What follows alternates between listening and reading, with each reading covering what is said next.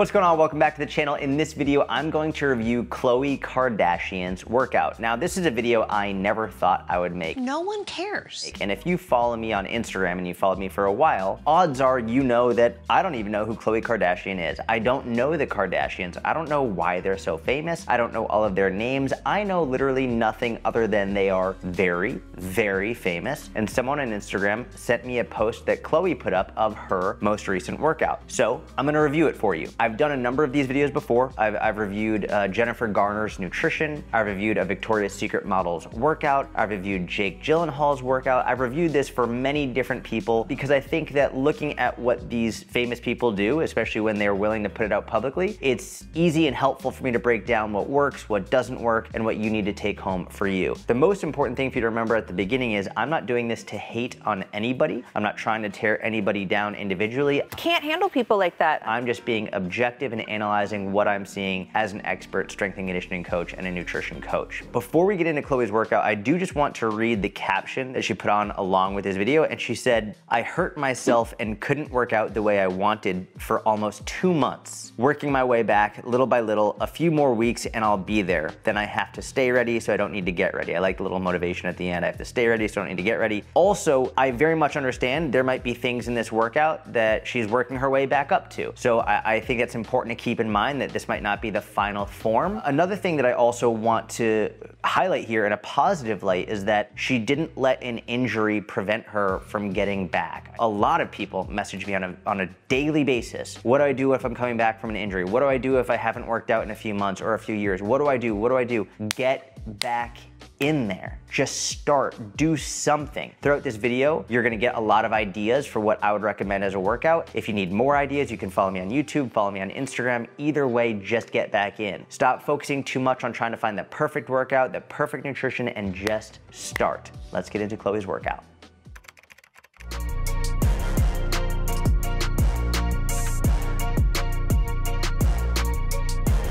This first exercise, she's doing a variation of a renegade row, and she's sort of falling onto this Bosu ball and using that for momentum. I'll discuss that in a second. Let's just talk about renegade rows first. It's a combination of a push-up with a dumbbell row. Quite frankly, I think it's a really stupid exercise. I'm not calling her stupid. I'm not calling her trainer stupid. I'm saying it's a stupid exercise. I don't like it. The reason I don't like it is because you're combining a row with a push-up. Both of these exercises individually are amazing. I think everybody should do them. When you combine them, they limit each other, so you don't get the best of either of them. You essentially get the worst and you end up being sloppy with it. If you want to get stronger upper body pushing, just do a push-up by itself. If you want to get stronger back muscles, postural muscles, do a dumbbell row. Don't combine them into one exercise. This is one of those exercises you see someone doing on Instagram, you see a celebrity doing it, and you're like, oh, this must be better because they're doing it. It's not. It's actually a waste of time. I'd rather you do a push-up followed by a dumbbell row. And if you look at her dumbbell row here with the renegade row, it's very light. She's pulling it up super easy. It's not challenging her strength at all. It's challenging her conditioning, but not her strength. So I would rather her do a dumbbell row with much heavier weight so she can actually get the strength benefits. As for her sort of falling onto the Bosu ball and using it as momentum, I don't want to hate on this because maybe this is part of her recovery from her injury. I don't know what she did, but the reality is when she's sort of like using it and flopping onto the ball and using momentum to come back up, she's taking away literally all of the core stability. There's no core stability here at all because she's not relying on her abs to stabilize her. She's using the Bosu ball in place of her abs. I would rather her do either just a regular push-up, like I said, or if that's too difficult, she could do a hands elevated push-up. She could do a push-up on her knees. She could just do a very good push-up using a different implement rather than using the Bosu ball, because the Bosu ball is essentially taking away 80% of the benefits that she would be getting otherwise from the push-up. And also, as you can see, just like she's doing with the row, she's going really, really fast because the weight's too light. The push-up, because she's taken away her core stability, she can just flop down and flop right back up. Again, she's not really using her strength. She's using momentum, which might be challenging her conditioning, but none of this is challenging or improving her muscular strength or endurance. I don't understand why people like to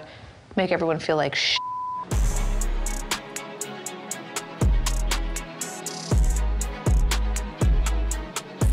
So it looks like here she's trying to do some type of a pull-up variation or a hanging leg raise variation or a combination of the two. I don't really know. It almost looks like she's trying to jump up into a pull-up, but she's also raising her legs up high enough to where I'm like, is she trying to do abs here as well? Again, I don't like this combination whatsoever. Let's assume that she's trying to do like a pull-up leg raise combo. I would rather she just do pull-ups or chin-ups, and then after that, do leg raises. Both amazing exercises alone, but when she's doing it here, she's shortchanging herself. You can see she's not getting full range of motion on any of the pull-ups whatsoever, and nor is she actually controlling the leg raise. It's just going up and down, up and down. There's no control. A lot of what I'm seeing here from her is she's using a lot of momentum and she's getting a lot of conditioning in without actual muscular strength or control, which is foregoing all of the benefits that she probably wants to get from this, whether it's getting more toned and defined, the bone density benefits, the health benefits from having bigger, stronger muscles. It is really, really important to keep in mind that even though it might look complex and look cool, this is actually probably not doing what she wants it to do. If she can't do a chin-up yet, that's totally fine. She could do a chin-up with band assistance. She could do a lat pull down. She could do an inverted row. There are so many other variations that she could do that would give her way more benefits than this, which is essentially just a combination that's jumbling two exercises together that if they were standalone exercises, they would be great, but because she's combining them, she's missing out on basically all the benefits. But this is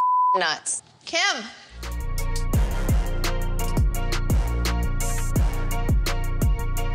Okay, so this exercise and I'm not hating on Khloe or her trainer, I'm just discussing the exercises. I don't know what this is. I truly have no idea what's going on here. It's a lateral step-up variation with some type of band resistance, but they're doing it very fast. So there's, again, no control. This is a common theme with her workouts. There's no muscular control. It's a lot of momentum. So you can look at both of her legs. She has one leg on the ground, one leg up on the platform. If she was really working on the strength in this movement, I would like to see not pushing off the leg on the ground. I would like to see really driving from the leg on the platform, because when you drive from that leg on the platform and keep the foot on the ground lighter, well, now you're actually working on the strength of one leg. But because she's really pushing from the bottom leg, what this is really turning into is, again, a conditioning exercise, which is, it really points to the importance of exercise technique and execution, because you can take an exercise that would otherwise be great, like a lateral step up, and essentially make it, I'm not gonna say worthless, but it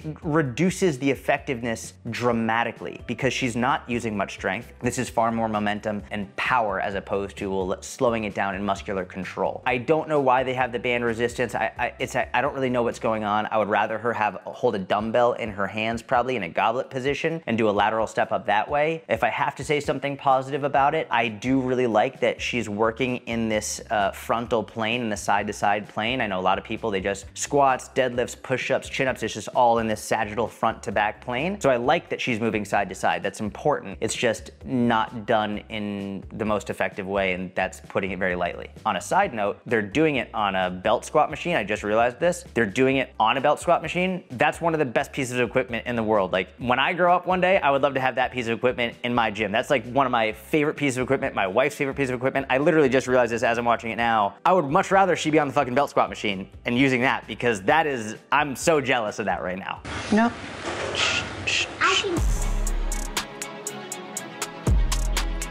What we're really seeing now is, and we can get a good view based on how in the back, she's on the stairmaster right now. The person she's training with is on the treadmill. In the back, it looks like they're still doing the other exercises we've already discussed. The Bosu ball's still out, the dumbbell's still out, the mats are still out. It looks like this is a big circuit. This is important from a program design perspective. They didn't do like 3 sets of each exercise, then move on to the next. It looks like they do one exercise, then another, then another, then another, in a big roundabout circuit. There's nothing inherently wrong with this. I would say it's generally not the best idea from a strength perspective. It would be a good idea from a conditioning perspective. It doesn't really matter from a calorie burn perspective. Many people think you're gonna burn more calories this way. You're not, especially if the total volume of the workout is the same. And unfortunately, this will impact the strength that you could gain from this workout. I will say, I love the Stairmaster. I shouldn't say I love it. It's a great form of cardio. It's devastating, it's brutal, it's really difficult. It's a wonderful tool for cardio and conditioning. I wouldn't have someone someone doing it in the middle of their strength workout. If I'm working with someone specifically on their conditioning, I will have conditioning sessions where they just work on their conditioning. I'm not going to be having someone lift heavy, like trying to do chin-ups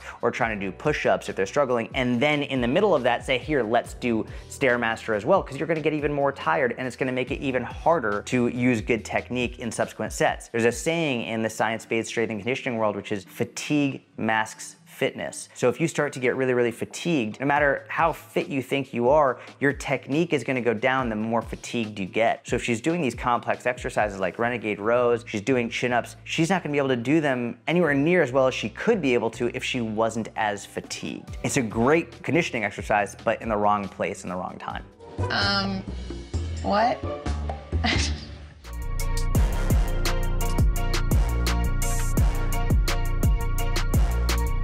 So this one I initially was really excited about. It looks like she's just gonna do a leg press, and I was like, yes, finally, she's gonna lift some heavy weight and do some strength. And as I'm watching her do it, I'm seeing one of her feet come off the leg press on every rep, and all of a sudden I get scared, because if you've been in this industry long enough, like, you've seen people, their legs bend the complete opposite way. Like they do something like this, or they lock their leg out and they get crunched by the machine. It's scary, it's dangerous, and never mind the danger of it, because she's lifting one foot off of the foot plate, she's not able to use nearly as much weight. Again, this is becoming a conditioning exercise. This has nothing to do with strength. You can even see how much weight she's lifting. It's just like a very small amount, and there's nothing wrong with lifting a small amount. My concern or my issue is that she's way stronger than what she's doing. She could lift probably that entire machine worth of weight, but she's not, because she's focused on picking up one foot after every rep. Keep your fucking feet on the plate and lift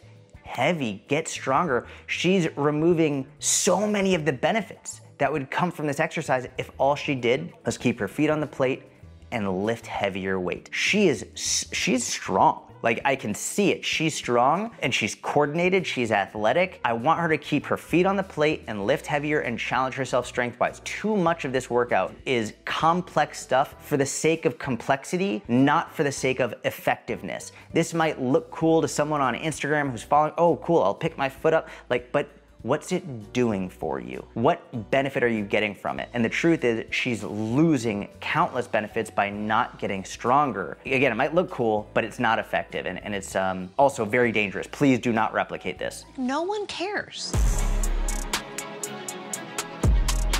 Okay, so now her training partner, or coach, I don't know who it is doing the renegade rows. Now, looking back, I said maybe it was because the injury that she was sort of falling onto the Bosu ball and using it to flop back up. Her coach is doing the same thing. So I think it's safe to say now that it's not because of the injury, that's just how they're deciding to perform the exercise. Terrible way to perform the exercise. You're losing all of your core stability. There's no reason for it. I already discussed that. She's doing ab wheel rollouts. I love ab wheel rollouts. She's using the Bosu ball for her knees, just as a form of comfort, just because she probably doesn't want her knees going into the ground. Nothing wrong with that. It's a great exercise. Ab wheel rollouts are fantastic. I have nothing bad to say about it. I do want to look at her technique one more time, just so I can see.